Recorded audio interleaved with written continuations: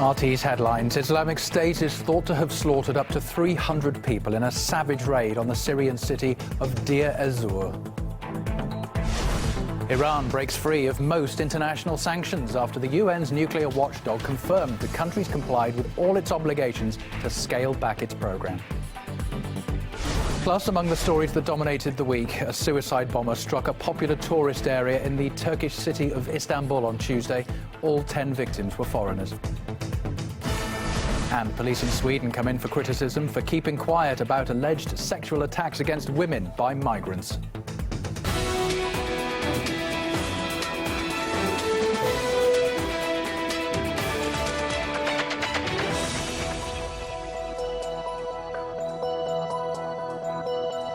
Hello from the team here at the RT News Centre. My name's Colin Bray. We'll take a look at the week's biggest stories in just a few moments, but first a couple of items to update you on over the past 24 hours or so. Islamic State has unleashed a deadly assault on eastern Syria and is thought to have massacred up to 300 people in one city. Militants attacked Deir Ez-zor on Saturday evening and are now believed to control about 60% of the city. Syrian state media report that all the people who've been killed were civilians, but local monitoring groups say dozens of government troops were killed as well. It's also reported that the terrorists have kidnapped 400 people. Murad Gazdiev reports from Damascus. It's difficult to say how many people have been killed at this point. A Syrian officer we contacted told us of hundreds dead, while activists and other groups are reporting a little less than 100. What is clear is that the fighting is ongoing. Apparently the Syrian military has fought the jihadists back in a number of areas. A little background here. ISIS has been desperate to take Deir Ez-zor for more than a year now. It has thrown vast quantities of men and resources at taking the city. We know for certain that ISIS has overrun a number of areas in Deir Ez-zor. We're hearing about 2 neighborhoods. We're also hearing that they're making the most of this opportunity. Apparently, they've turned the places they've overrun into bloodbaths. They're apparently killing, slaughtering, execution-style defenders that they've captured, as well as their family members and even civilians that they suspect of being loyal to President Bashar al-Assad, to the Syrian government. Well, if confirmed, it will be the largest death toll on a single day since the civil war began 5 years ago. We asked Middle East expert Stephen Zunes why ISIL is set on taking Deir Ez-zor. Most of it is strategic in that it would make it easier to bring material and supplies between the Iraqi parts of Iraq controlled by the so-called Islamic State and parts of Syria. I mean, some stuff gets through other ways across the desert and other areas. This would definitely facilitate the consolidation of areas under their administrative control. They have to exert their way through terror. Presumably, the reason that so many people were rounded up and shot at one time was that these were people, not even necessarily government supporters, but people who were certainly not willing to cooperate with ISIS, and they paid so with their lives. The people of Deir Ez-zor are already having to endure a humanitarian crisis. The city's got a population of more than 200,000, and reports have shown that they are short of supplies and dying of starvation. 2 days ago, Russian planes dropped 22 tons of humanitarian aid to the city, including supplies such as sugar, flour and canned goods. Moscow's promising to continue its humanitarian efforts in Syria.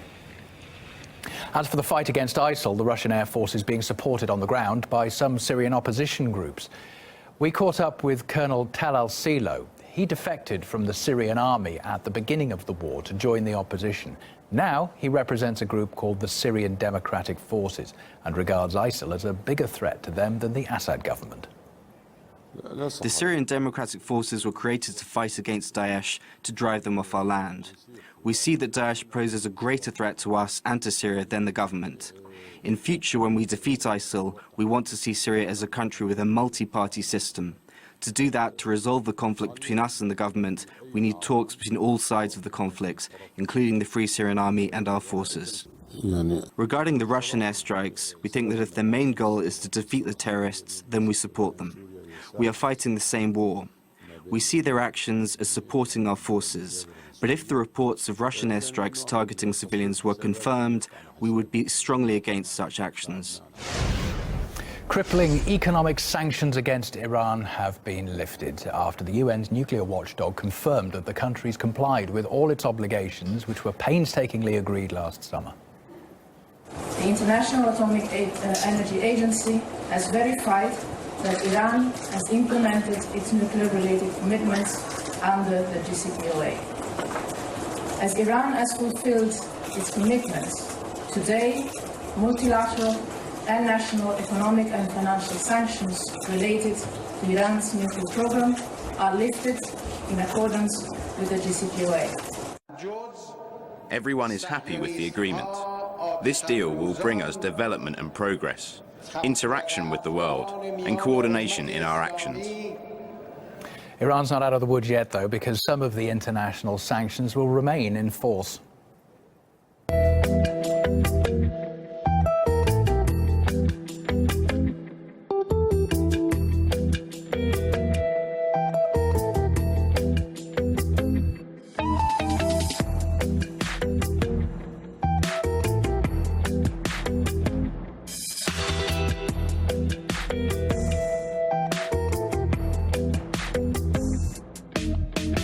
The nuclear deal between Iran and the world powers was eventually sealed, but only after years of complex negotiations with 3 Iranian presidents and 2 US administrations.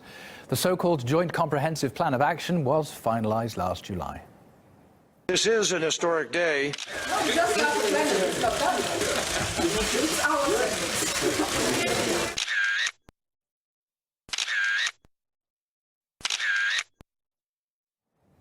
Those smiles might be short-lived, though, because a report emerged last month claiming that America has prepared new sanctions on Iran.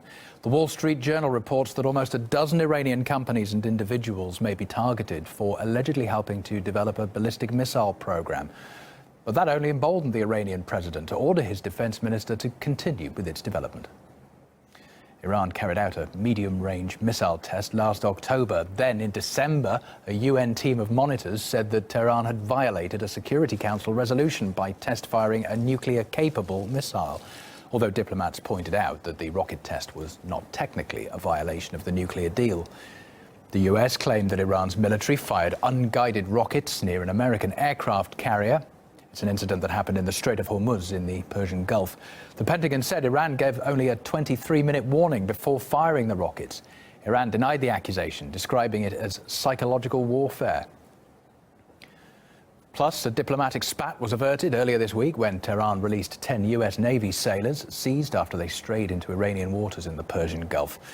The 9 men and 1 woman were taken into custody after their 2 patrol boats went adrift on Tuesday. Tehran's military said it was satisfied that the incident was caused by faulty navigation equipment. After a day in detention on Iran's Farsi island, they were all freed. The US sailors admitted that they'd been at fault. Israel's prime minister's reacted to the lifting of the sanctions by saying that Iran still wants to build nuclear weapons and continues to represent a threat to the world. Here's how he described the July 2015 agreement. I think this deal is a dream deal for Iran, and it's a nightmare deal for the world. Iran has proven time and again that it cannot be trusted. Concessions offered to Iran in Lausanne would ensure a bad deal that would endanger Israel, the Middle East, and the peace of the world. אין שום סיבה להזדרז לחתום על ההסכם הרע הזה, שנעשה גרוע מדי יום. The president of the American-Iranian Council told us that despite all the hype around the deal, expectations are unrealistic. There is a tremendous build-up of expectation that I don't believe this development can deliver. Iran needs to lower the expectation of its public, and that's extremely dangerous for the Islamic Republic. Unfortunately, I have to say the honeymoon that is created by this JCPOA between Iran and the US is going to be soon over unless this relation moves quickly to a larger issue of normalizing the US-Iran relation on every other issue. Unfortunately, this nuclear deal within that abnormal, no relationship, is not going to be sustained longer. I have to tell you, no matter who becomes the next president of the United States of America, they are going to be very tough for Iran. Turning now to some of the news that dominated the past week. A deadly explosion shook the Turkish city of Istanbul on Tuesday.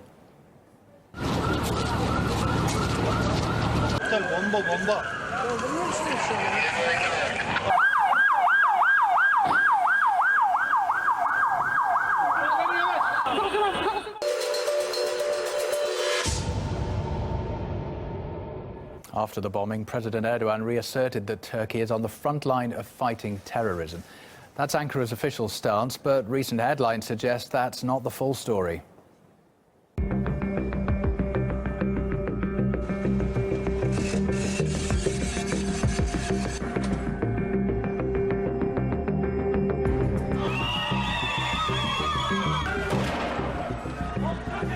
This is genocide, nothing else.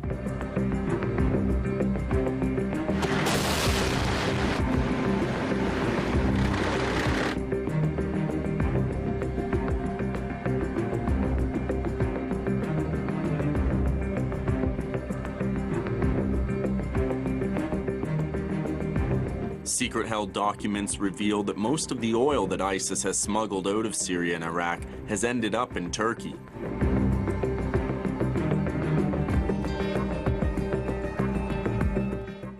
Also in Turkey, on Monday, prosecutors opened a criminal probe into a popular TV show for what they say is terrorist propaganda. The program's host and producer are being investigated for allowing a caller to speak her mind live on air. Doğusunda, Güneydoğusunda neler olup bittiğini farkında mısınız? Burada doğmamış çocuklar, anneler, insanlar öldürülüyor. Sanatçı olarak, insan olarak bir şekilde siz de yaşananlara sessiz kalmamalısınız ve bir şekilde dur demelisiniz. The Turkish TV station that runs the show, Kanal D, says it regrets becoming the target of provocation. The caller was referring to Turkey's military campaign in the southeast, which leaders say is an anti-terror operation against Kurdish militants in the region. But there are reports claiming that many civilians have died as a result. Well, on Friday, Turkey detained 27 academics for signing a petition denouncing the military operation against Kurdish militants. The arrests came after more than 1,000 academics from 90 Turkish universities signed a petition demanding Ankara abandon its military crackdown on Kurdish rebels. Local media later reported that they were all released. Dozens of foreign scholars also joined the calls for peace, including the renowned US academic Noam Chomsky and Slovenian philosopher Slavoj Žižek. The petitions infuriated the Turkish president, though, whose words on the matter prompted this exchange between the leader and Professor Chomsky.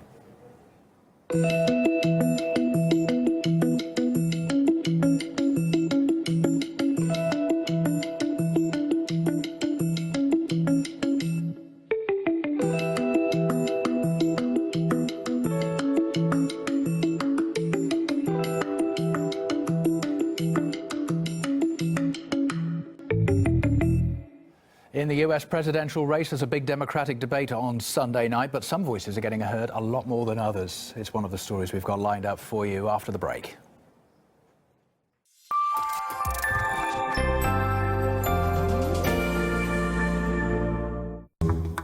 Do we speak your language?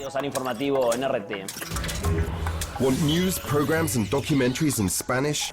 What matters to you? Breaking news, alternative angles, hidden stories. Are you here?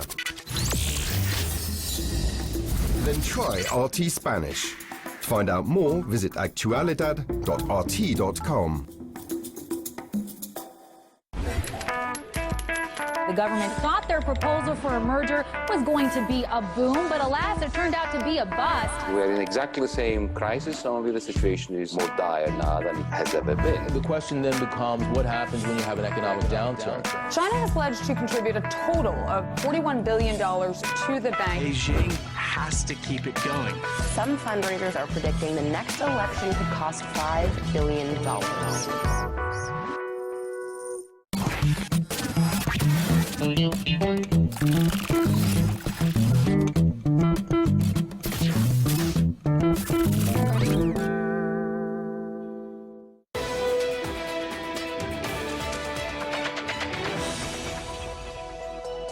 welcome back. Police in Sweden came in for criticism this week for failing to provide information about alleged sexual assaults against women by immigrants. It's claimed that police covered up complaints of harassment from girls at music festivals in Stockholm in 2014. The victims are said to be between 12 and 17 years old. Most of the suspects are allegedly young refugees. The Swedish journalist who reported on the cases explains why the media is often reluctant to cover the issue there. It is true that the police did cover it up. They have an official department within the police who talks to media. So they are telling the media more or less whatever the government wants them to tell the media. The police knew that, okay, this is not going out. People will not know about what is happening. I mean, this was major assault. We're talking a large scale. Everybody's afraid of what you call political correctness. And the worst thing that can happen in Sweden is that you're accused of being a racist or trying to help racists or collaborating with racists or whatever. So I think that's the reason why we ended up in this situation, yeah. That was Chang Frick, and he came under fire for his reports on assaults by migrants. He received threats after exposing the incidents in Stockholm. Frick was accused of being a conspiracy theorist and having committed financial crimes. He was also criticised for sending material to RT's video agency. The journalist told us why he thinks he's being singled out. I started to publish this cover-up thing, and all major media were immediately accusing me of stuff. I've been accused for being paid directly by Mr. Putin, more or less. No Swedish media have contacted me to check my sources, to check my story, because they are afraid of it. That's why they are acting the way they are. They are afraid of me, because I've revealed something which shouldn't be public. They are losing their faces, they are desperate, they are attacking me. Swedish police admit crimes involving migrants are not always made public over concerns that Sweden's popular right-wing anti-immigration party might capitalise on the issue. It's also claimed the incidents at the music festivals were investigated by local journalists last year, but their stories were dropped, reportedly due to their sensitive nature. While in Germany, the issue of migrants allegedly committing mass sex attacks on women on New Year's Eve also appears to have been handled quietly. It took days to fully come to light for a start, and details have just emerged as to why that might be. Apparently, police were instructed to hush up refugee-related disturbances, as one officer's been telling the newspaper Bild. When we need to take a refugee under control, we cannot arrest him, because we would be using physical force. This is dictated from above. Our domestic rule is, better let them run away. We need tougher controls, more police, and more support from the politicians. Otherwise, this will all explode someday. A spokesman for a local branch of Germany's Interior Ministry admitted that police nationwide were instructed to handle the topic of refugees carefully. Apparently, as in Sweden, it was feared that far-right groups would use it to further their cause. Meanwhile, following the outrage over attempts to cover up the violence, Germany's Interior Ministry has released a full report on the assaults.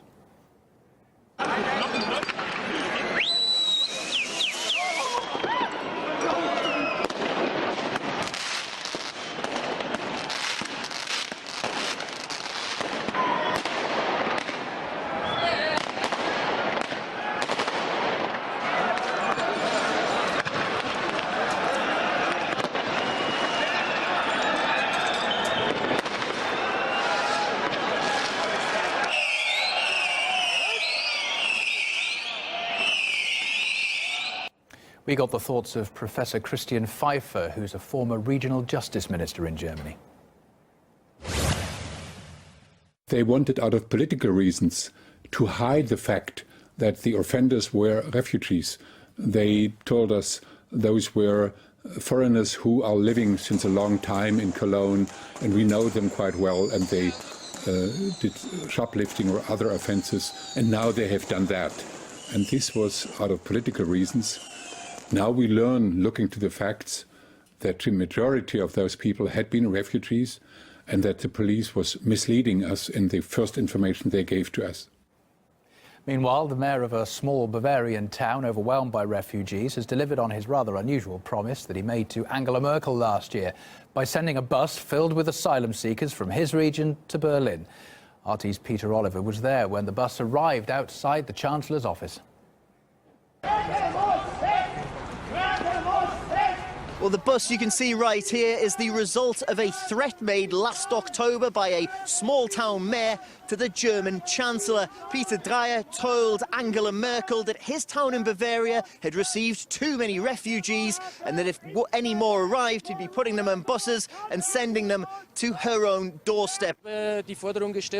Under these circumstances, I would rather see these people housed somewhere where they can live in a humane way. If they cannot provide humane conditions here for them, I will take them back. And that will show that our asylum policy really is a mess in this country. They've been met by a small crowd of people in support of what this mayor has done. People from both sides of the political divide on this issue were present, both those from the Free Voters Party that agree with the mayor Peter Deir and those from the Left Party who say that Germany can do more to help refugees. If you look at what the countries in the Middle East, near Iraq and Syria, are doing, they have taken in far more refugees. And it cannot happen that one of the richest countries in the world cannot take care of these people. Merkel needs to come up with new policies. Her immigration stance is not smart. The people don't want her to carry on with these policies. But this small-town mayor is convinced he did the right thing and hopes that perhaps others will follow suit in the future. Peter Oliver, RT, Berlin. To the United States next, where the Democratic Party presidential candidates are gearing up for Sunday night's debate in South Carolina. The major powwow is likely to unfold between Hillary Clinton and Bernie Sanders. Clinton's not new to this, of course, because it's her second presidential race. But Sanders caused quite a shock when he announced his bid. He cannot be nominated. He cannot beat Hillary Clinton. He's a long shot. A long shot. I don't think he's going to be taken too credibly. Bernie Sanders is a socialist, for God's sake. He's 73 years old. He looks 91. Apparently, some folks really want to see a pot-smoking socialist in the White House. I got 6 Doberman Pinschers going to go for Bernie if I see him. Well, for most of the time, the media doesn't attack Bernie Sanders. It just ignores him. He even coined the phrase, the Bernie blackout. His supporters have been studying how much airtime has been given to his campaign on America's major TV networks. Here's what they came up with. They calculated that in the last year, he's received just 10 minutes of coverage on the 3 main channels, ABC, CBS and NBC, as opposed to almost 4 hours for the Republican candidate, Donald Trump. But you might think that some of the things Sanders campaigns on would appeal to a larger audience. The American people, in my view, are sick and tired with establishment politics. They are sick and tired with establishment economics. They are sick and tired with establishment media. Get involved in a political revolution. A new and strong coalition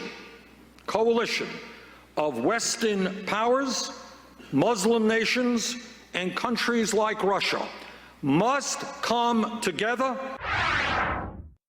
We have the capacity to overthrow governments and dictators. Nothing new about that. We can do that. But what our job is to be thinking about what happens the day after you overthrow a dictator. If Wall Street does not end its greed, we will end it for them.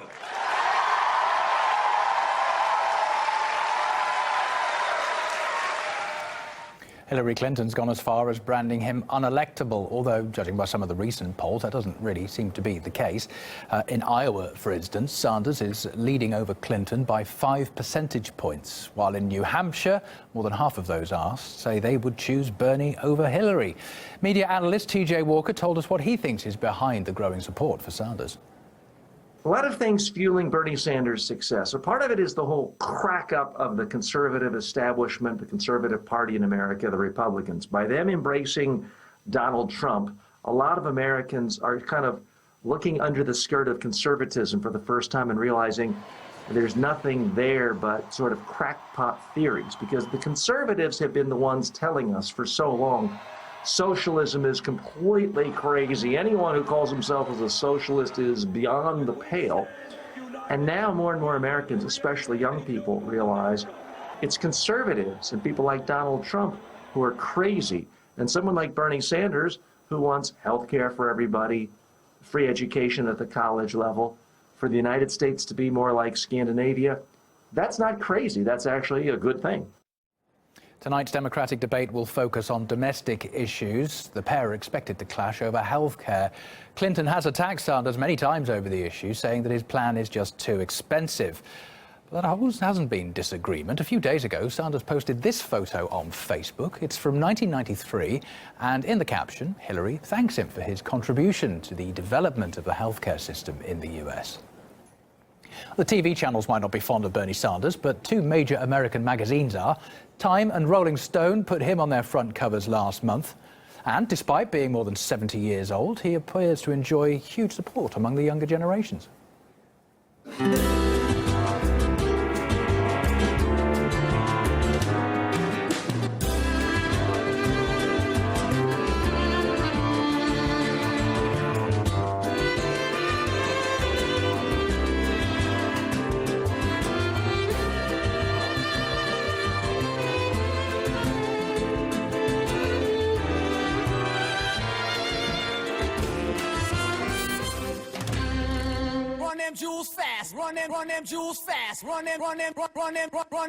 You are really resonating with the youth movement out there. I mean, it's you and Beyonce, basically. See someone who's going to come forth and really speak his beliefs. I like his philosophy of equality for all people. Bernie Sanders is the first politician that I've ever paid any more attention to than just to say they're a puppet of the corporations. Feel the burn!